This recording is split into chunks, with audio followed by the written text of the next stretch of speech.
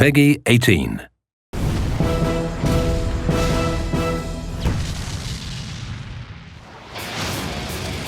didn't really have any expectation it would hit as big as it did. I mean, obviously when you make these things, you have a lot of passion and a lot of expectations for it, but the way it took off was way beyond our expectations. Doom was out, and Apogee also had their own Rise of the Triad game, and there's a ton of other 3D games like that. So that's where it was decided to take Duke 3D.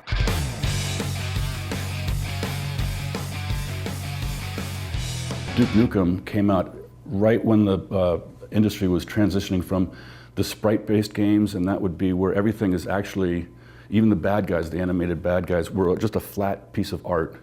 And as you moved around them or they moved around, it would just orient itself differently. And the industry was changing then to true 3D model with Quake. I don't know if it was the first, but that was the big one coming out. It was decided once we went 3D, you can explode the world a lot larger than it used to be. So the personality and the character and the attitude came through. But even a lot of that wasn't until the end of the game, because as we said earlier, I did the voice of Duke Nukem, just 2 words in Duke Nukem 2. And Duke Nukem was mute through the bulk of the development of Duke 3D. He didn't talk until right at the end when it was decided that, hey, most of these characters don't ever say anything, why don't we do one with a voice? I was approached by a casting director in San Diego, where I live, who was in touch with George Broussard. And George wanted a character voice for Duke that would really bring out the anger and the comedy of this character. Looks like those alien bastards shot up my ride. The very beginning was, like I said, there was 2 guys downstairs, which was Alan Blum, Todd Rupogel, and another artist. And they were putting it together. But the artwork was less than the quality they desired.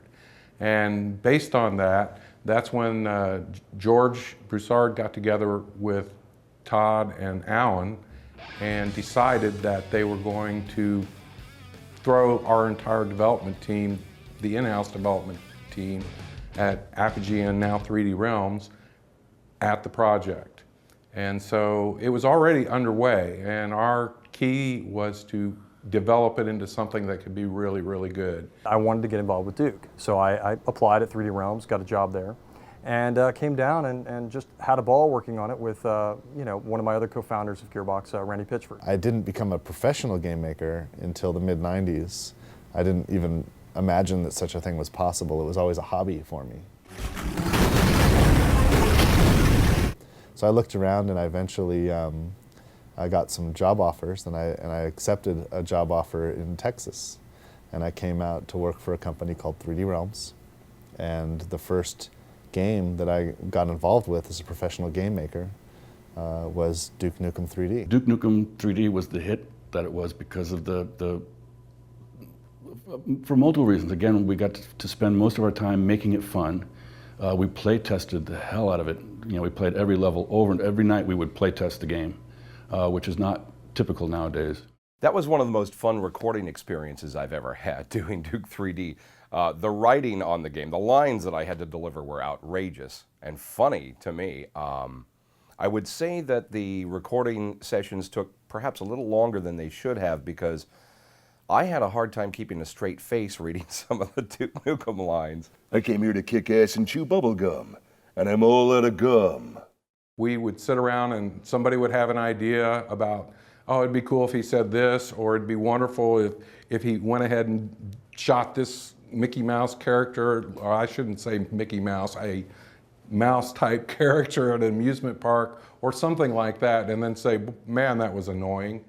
Almost all of the really good ideas would start, we'd all, like, either the smoke breaks or while we're eating, someone would have a little spark of an idea, and then a second person would add to it, 5 minutes later, think, oh, you know what else? And then the third person, and once that third person had added their part, the idea was just like, yeah, we got to do that.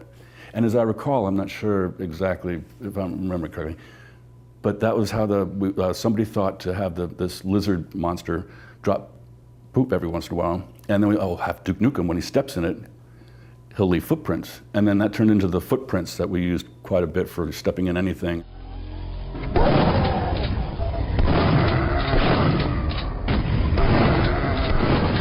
There was a little bit of the Duke personality in Duke 2, because in Duke 1 and 2, yes, there were characters. There was Duke Nukem and Dr. Proton and things of that nature. But the character, the essence of what made the character what it is now, wasn't so much, it wasn't almost wasn't there at all in the first one. And there was just tidbits of it in the second game.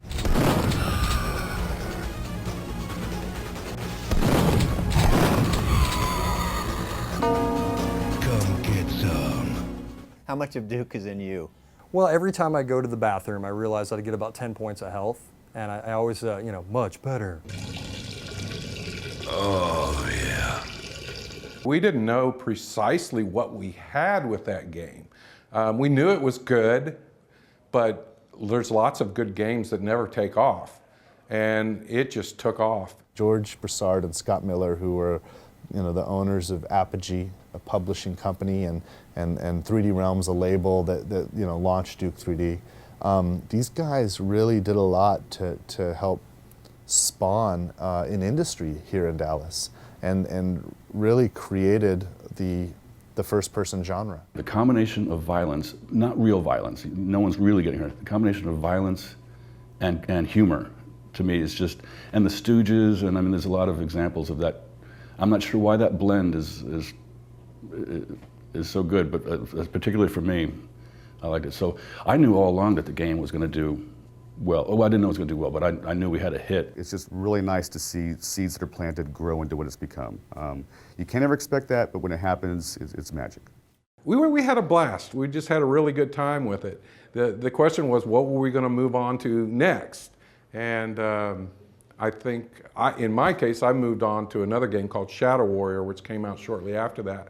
But Alan and Todd and a few other people, basically they were already delving into the next project, which was Duke Nukem Forever. People just want to play stuff. And we did Duke 3D and people enjoyed it, and we did the expansion pack and people enjoyed that. And people just want a sequel, they just want to play something.